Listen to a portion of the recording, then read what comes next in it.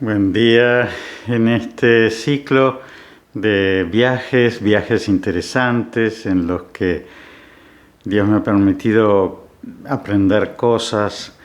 Quiero contarles una gracia grande que fue ir al Monte Athos.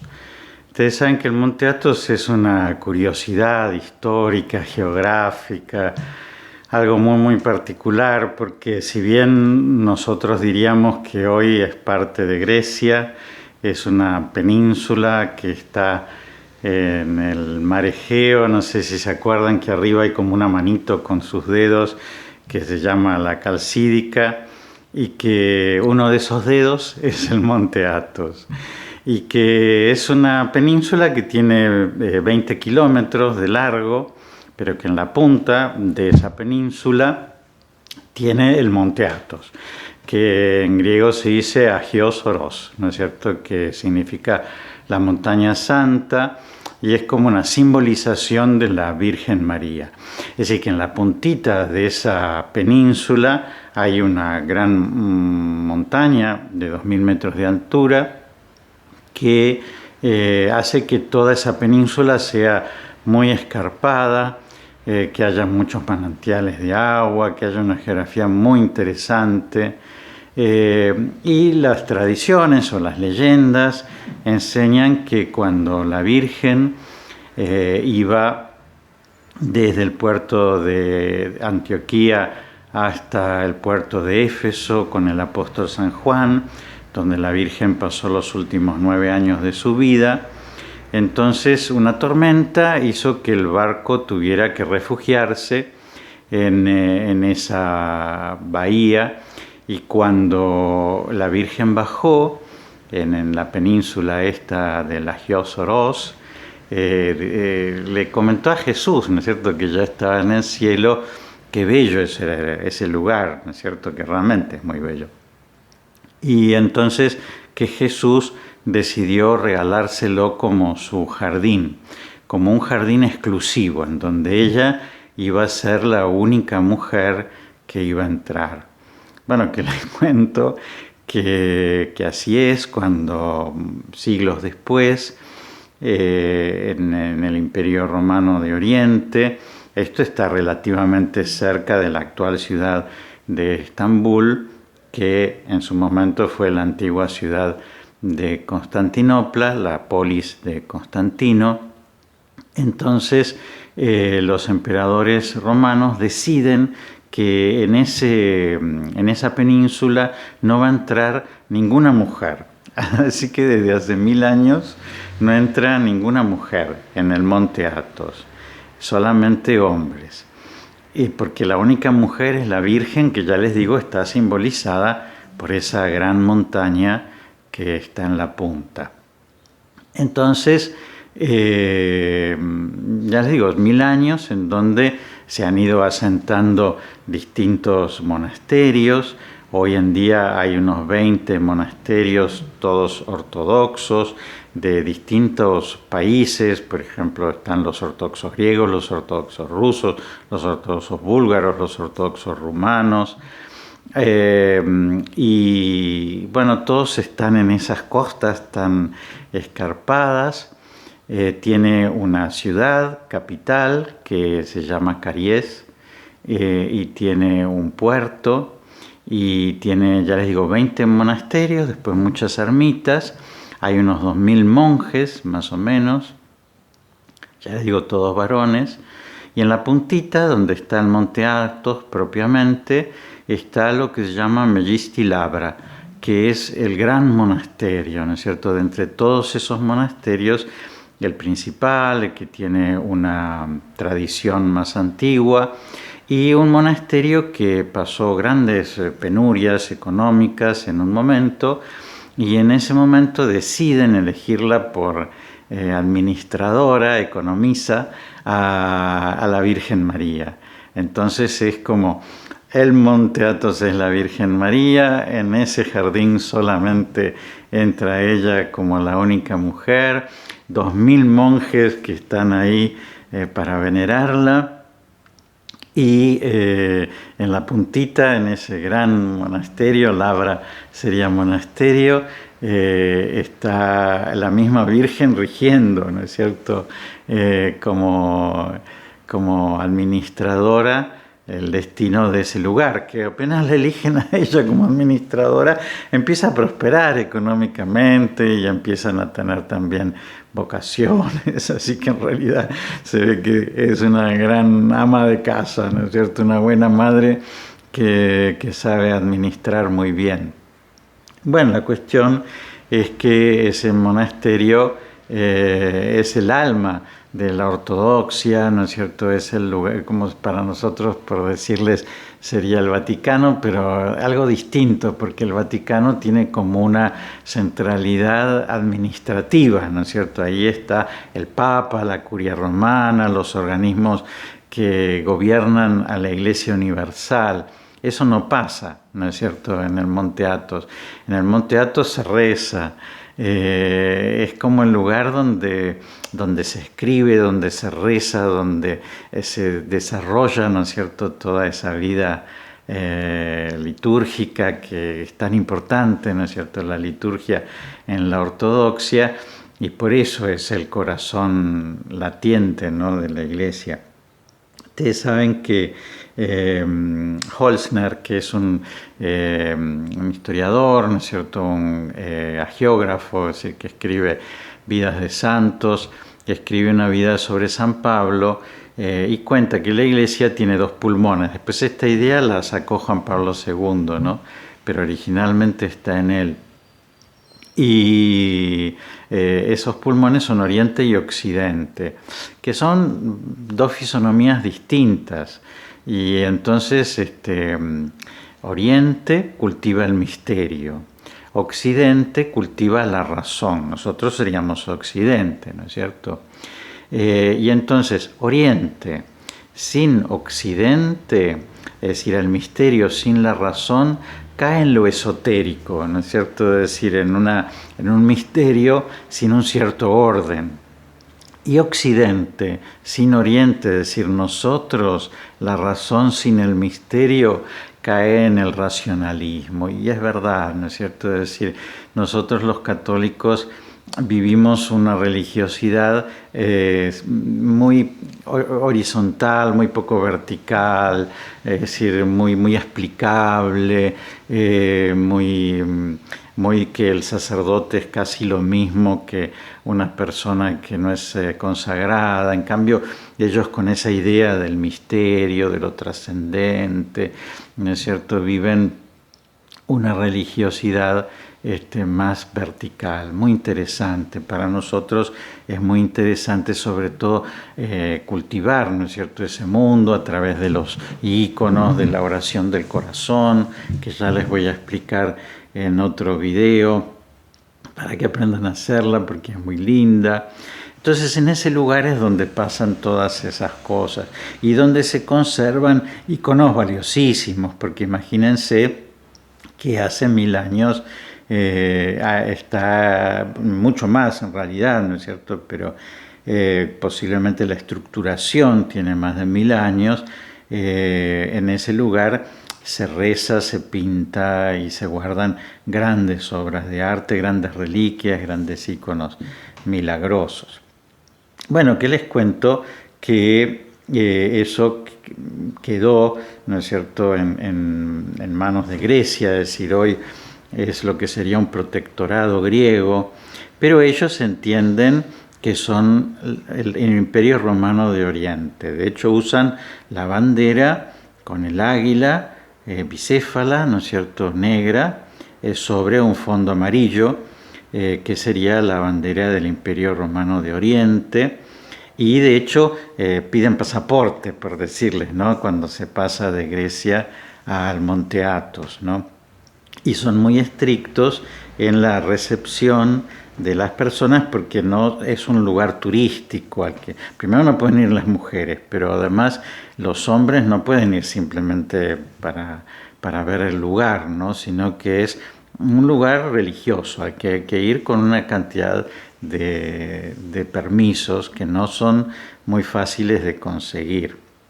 Bueno, tanto no son muy fáciles de conseguir que a mí me interesaba mucho, ¿no es cierto?, ir al Monte Athos por mi interés por los íconos, para poder in situ, ¿no es cierto?, ver de qué se trata la espiritualidad ortodoxa, ya les digo, en su propio corazón. Y entonces fui al Monte Athos, pero sin saber, ¿no es cierto?, cómo era todo el trámite de los permisos, que son bastante difíciles, pero particularmente son difíciles cuando uno es sacerdote católico, porque vieron que la Iglesia ortodoxia significa recta doctrina, ¿no? Orto es recto y doxa es doctrina. Entonces, ellos, a su entender, nosotros somos herejes. De alguna manera, los católicos subordinamos el Espíritu Santo al Hijo. Según dicen ellos, ese conflicto se llama filioque, que en latín significa y del Hijo. Ya también se lo voy a explicar en otro video, pero es decir, ellos consideran que la recta doctrina la tienen ellos y que nosotros, que seguimos al Papa de Roma, tenemos una doctrina que no está correcta, ¿no es cierto?, por esto de que subordinamos el Espíritu Santo al Hijo, lo cual no es verdad, ¿no es cierto? Es decir, todos nosotros creemos que la Santísima Trinidad es un solo Dios en tres personas y que esas tres personas son iguales en gloria, en dignidad, en poder, en inteligencia, en todo. Pero eso es lo que ellos piensan. Entonces, para recibir a sacerdotes católicos hay que tener un permiso del Patriarca de Constantinopla, que no es una cosa tan fácil de conseguir. Bueno, la cuestión que les cuento, que la primera vez que fui al Monte Athos, yo era bastante jovencito, y entonces me quedé en el puerto, en Uranópolis, que sería el puerto donde uno embarca para ir al Monte Athos. Solamente se puede ir por el mar, porque en la tierra es muy escarpado. Y entonces llegué hasta Uranópolis con la disposición de estar una semana en el Monte Athos, pero me tuve que quedar una semana en Uranópolis porque no me dejaron entrar porque no tenía ese permiso del Patriarca de Constantinopla. Yo pensé, como somos los argentinos, ¿no?, que siempre pensamos que uno puede conseguir alguna excepción, y entonces pensé que yo iba a poder conseguirla, pero nada, no había caso. Bueno, la cuestión es que fue muy interesante de todas formas, porque si bien tuve que quedarme esa semana en Uranópolis, que es un puerto lindísimo sobre el Egeo, pero muy sencillo, ¿no es cierto? No es un lugar turístico. De hecho, estuve en una pensioncita muy sencilla. Pero después, cuando volví de Uranópolis a Tesalónica, en Tesalónica hay un gran museo extraordinario, y justamente en ese momento había una muestra maravillosa que se llamaba Los Tesoros del Monte Athos. Y ahí sí pude ir, y era extraordinaria porque sí se podían contemplar, casi les diría mejor, ¿no es cierto?, que en el Monte Athos, en donde me hubiera sido muy difícil poder ver algunas cosas que vi ahí en esa exposición, y también presentada y además en inglés, ¿no es cierto?, porque en el Monte Athos difícilmente uno encuentra monjes que hablen inglés. Y yo el griego que conozco es el griego antiguo, ¿no es cierto?, el griego clásico, un poquito del griego bíblico. Entonces entiendo como para leer, ¿no es cierto?, una frase o entender un cartel, pero no como para comunicarme, ¿no?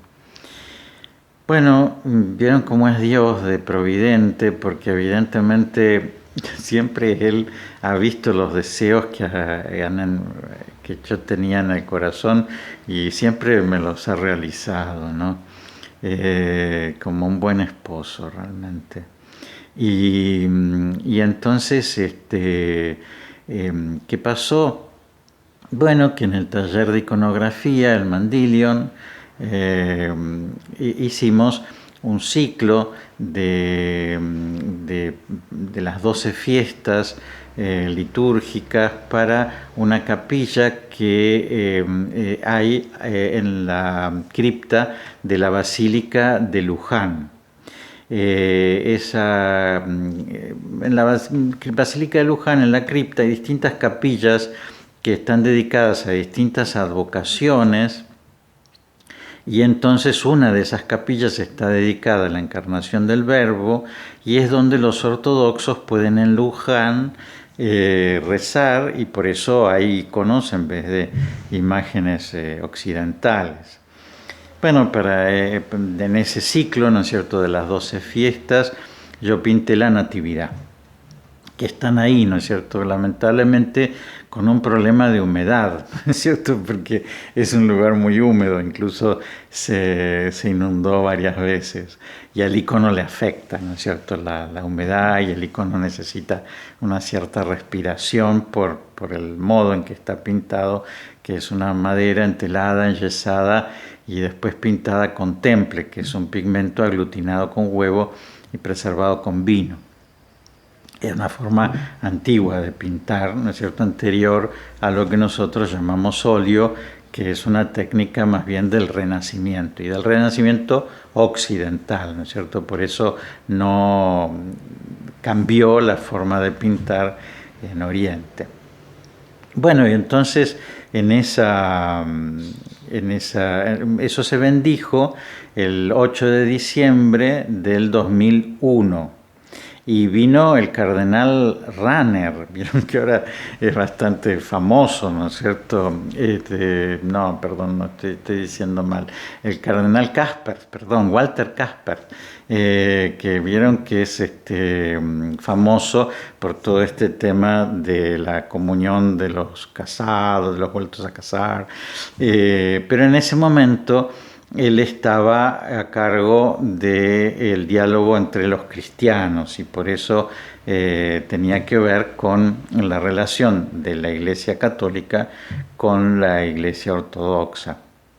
Así que fue una ceremonia muy importante en Luján, el 8 de diciembre, con el cardenal Kaspers, y entre los invitados estaba el obispo del Patriarcado de Constantinopla, es decir, el obispo que está en la Argentina, que era Monseñor Taracios.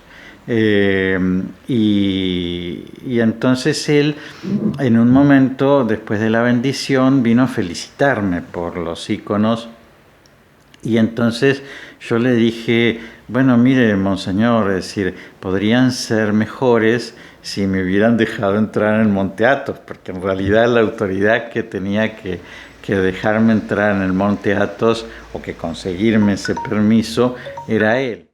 Y entonces, cuando le dije eso a Monseñor Taracios, él sacó su tarjeta y me dijo, yo puedo hacer algo por usted.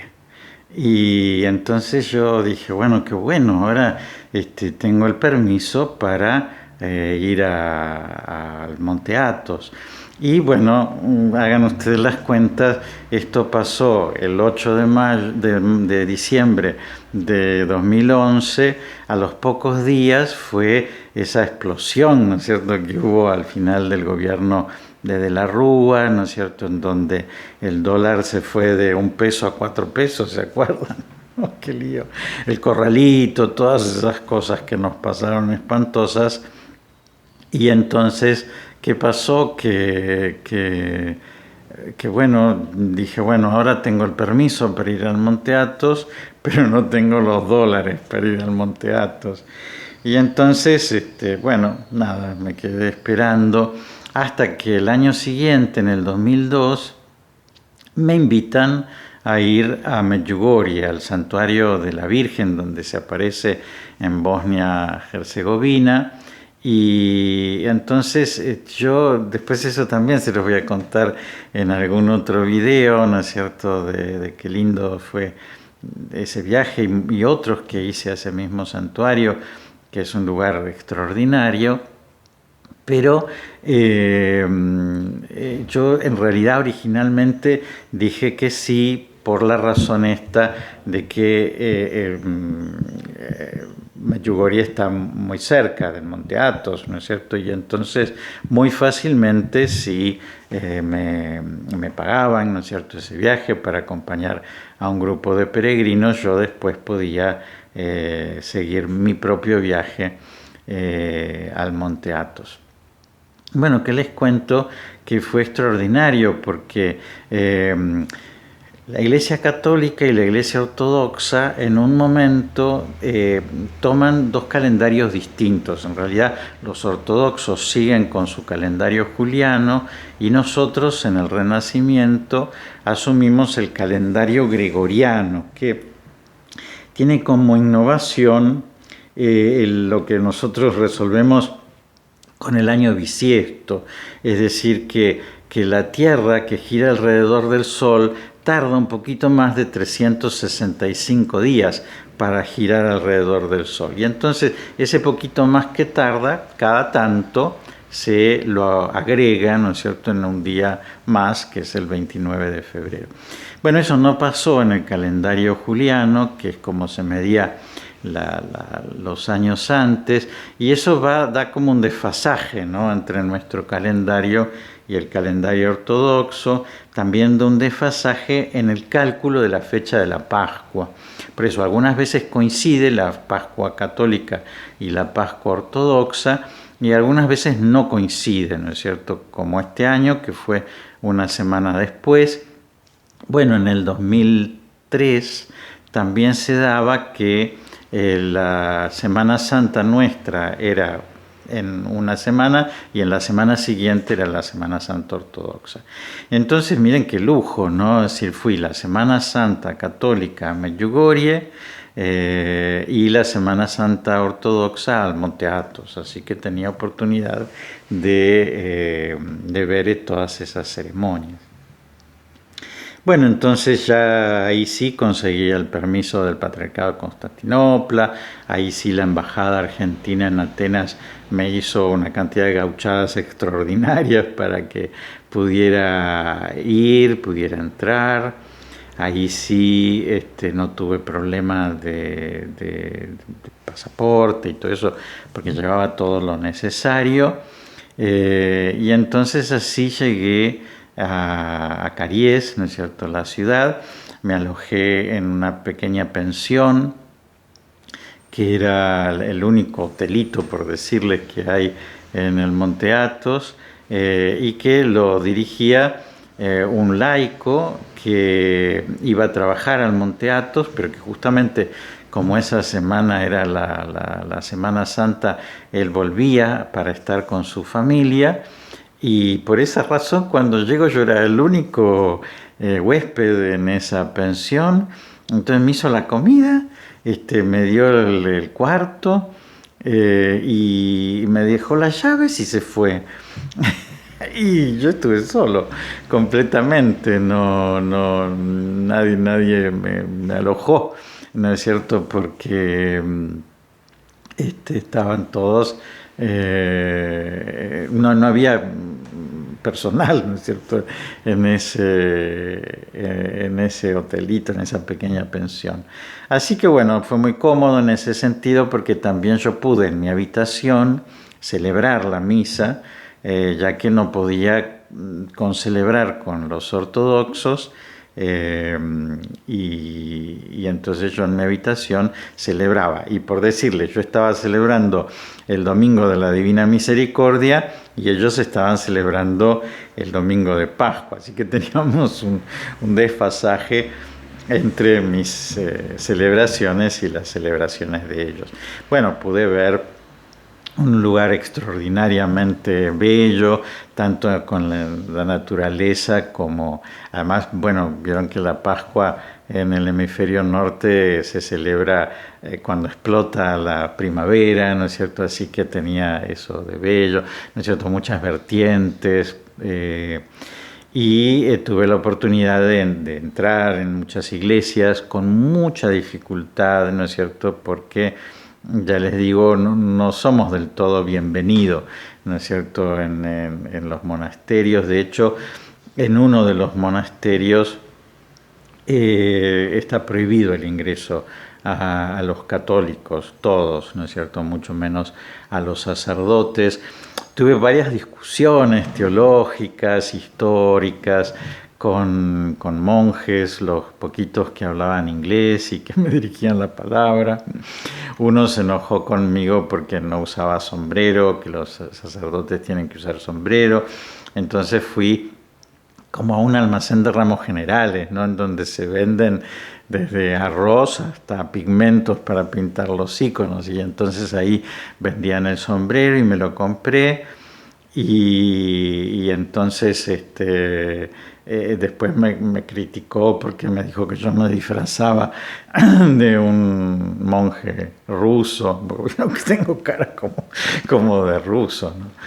Y bueno, la cuestión es que pude participar de algunas ceremonias, algunas bastante dolorosas, porque por ejemplo hay lugares en donde no me dejaron entrar más allá del atrio, ¿no?, como si fuera que no estaba bautizado, ¿no? Es decir, según las normas de la iglesia antiguas, los no bautizados podían entrar hasta el atrio del templo, así que así en algunos lugares no me dejaron pasar a la iglesia. Y después sí, lo que conseguí es ir a la Mellistilabra, que es este gran monasterio que está en la punta, que ya les digo, era como la frutilla del postre, y pasé ahí el Viernes Santo, que era un día de mucho ayuno, de mucha oración, así que bueno, yo compartí ese ayuno y esa oración con los monjes. Pero además era muy interesante porque se celebraba a la noche una liturgia que se llama Frenos Epitafión, es decir, la lamentación en el sepulcro, que es como una especie de velatorio de Jesús, ¿no es cierto? Es decir, uno entra como por la liturgia en el Santo Sepulcro, hay una tela que en donde está pintado el cuerpo de Jesús. Y ya entonces ahí uno le ofrece incienso, bálsamos, perfumes, flores, besos, ¿no es cierto? Se lleva en procesión esa imagen de Jesús en la sepultura, entra en la celda de cada uno de los monjes, porque ellos entienden que su celda es como si fuera el lugar en donde han sido sepultados al mundo, ¿no es cierto?, ¿no? Ellos han muerto al mundo y entonces esa cuevita, ¿no es cierto?, esa celda pequeña en donde viven es como si fuera la tumba, ¿no es cierto?, en donde ellos libremente han decidido entrar, dejando todas las cosas del mundo para seguirlo a Jesús. Así que fue una ceremonia muy, muy linda. Cuando volvíamos hay como una especie de pequeño colectivo, ¿no es cierto?, que hace ese trayecto. Bueno, yo no sabía cómo tenía que pagar ese colectivo, ¿no? Y entonces el chofer no me indicaba, no hablaba inglés, no se hacía entender, no había ningún cartel que yo pudiera leer. Entonces uno de los peregrinos que iban en esa misma, como una traffic, por decirle, yo le doy mi billetera y él saca de mi billetera la cantidad de dracmas que salía ese viaje y entonces se pone a hablar conmigo. Y cuando vamos de camino, por ejemplo, me muestra un monasterio que había sido católico, porque en un momento, cuando son las cruzadas, en un momento los franceses invaden Constantinopla y se adueñan del Monte Athos. Bueno, y es una cosa espantosa porque matan a un montón de monjes, de tal manera que establecen ahí un monasterio católico que después, cuando los ortodoxos recuperan el lugar, lo destruyen y por supuesto también matan a todos los católicos que hay ahí. Es decir, que uno se entera que dentro de la iglesia, en la historia, ha habido también hechos muy lamentables, muy terribles, muy dolorosos, que dejan hasta el día de hoy su huella, ¿no es cierto? Saben que cuando el emperador romano cayó en 1453 en manos de los musulmanes. Constantinopla cayó, ¿no es cierto?, y se convirtió en Estambul. El emperador romano dijo: prefiero caer en manos de los musulmanes que caer en manos de los católicos. Es decir, que evidentemente nosotros también tenemos nuestra historia terrible, difícil. Y entonces, bueno, este hombre tenía como una visión bastante negativa, ¿no es cierto?, de lo católico, y por lo tanto bastante negativa de mí. Él se expresaba difícilmente en inglés y entendía también mal mi inglés, así que eso hacía más difícil la discusión. Pero me acuerdo que, bueno, yo soy bastante amplio, ¿no es cierto? No soy discutidor, soy bastante pacífico, me interesa mucho la ortodoxia, la valoro mucho, y por eso en realidad era difícil discutir conmigo sobre esto. Pero en un momento él empieza a hablar mal del Papa Juan Pablo II. Y entonces ahí yo dije: chao, ¿no? Es decir, hasta acá llegamos, ¿no? Y entonces yo respondía: nosotros amamos al Papa, nosotros amamos al Papa, nosotros amamos al Papa, y de ahí no me salía, y entonces el Señor me dejó de hablar por el resto del camino. Pero bueno, fue, ya les digo, una experiencia muy interesante en donde tuve oportunidad de ver la belleza de la liturgia, la vida, ¿no es cierto?, de esos 2000 monjes en ese lugar tan especial, tan particular, la belleza de los íconos. Tuve la oportunidad también de ver la herida, ¿no es cierto?, que hay en el corazón de la iglesia, en estos dos pulmones, ¿no?, que deberían funcionar juntos y llenar de vida la iglesia, y que sin embargo funcionan por separado. Y eso lo noto en mí, que me falta todo ese mundo simbólico de los orientales, pero también lo noté en ellos, ¿no es cierto?, que les falta en parte este mundo racional que tenemos nosotros los occidentales, ¿no?, y que bien nos haría el poder reencontrarnos, ¿no? Así que para mí es muy importante que esta unión se dé. Posiblemente desde ese momento fue como una preocupación muy encarnada en mi corazón, tanto que en las oportunidades que tuve de verlo al Papa Francisco en Roma, le dije, ¿no es cierto?, la importancia de unificar la fecha de la Pascua, que en realidad casi depende de nosotros, porque para un ortodoxo es muy difícil unificar la fecha de la Pascua, porque la ortodoxia está dividida, ¿no es cierto?, en distintos patriarcados, lo cual haría difícil el que todos tomaran una decisión común. Pero para nosotros el cambiar la fecha de la Pascua, es decir, empezar a medirla de vuelta con el calendario juliano, sería muy sencillo, ¿no es cierto?, sería una decisión que podría tomar él. Así que desde entonces rezo por esa intención, y les pido a ustedes que también se unan a esa intención. Así que bueno, mientras yo he ido hablando, han pasado distintas imágenes del Monte Athos, así que pudieron hacer un poquito este viaje conmigo. Sobre todo las mujeres no pueden ni entrar, así que les quiero decir solamente que un mundo sin mujeres no es muy lindo.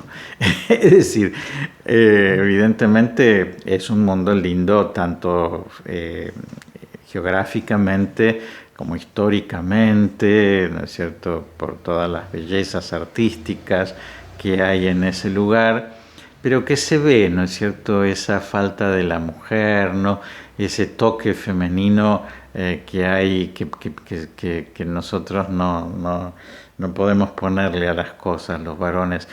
Y sobre todo lo noté en esa hospedería, ¿no es cierto? Donde ya les digo, fui hospedado con unas llaves que me dio un señor que me dijo arreglátelas, porque en realidad la mujer, no sé, es la que construye, ¿no es cierto?, el hogar, ¿no? Y la que hace que no haya intemperie, ¿no? Sino que haya como una cunita, ¿no? En donde la vida se da de una manera más segura, más calentita, más mullida. Así que evidentemente eso se notó. Así que bueno, los dejo, ¿no es cierto?, con el sabor de estas imágenes tan lindas que hemos podido compartir y ustedes googleen, ¿no es cierto?, porque hay información linda sobre el Monte Athos que vale la pena conocer.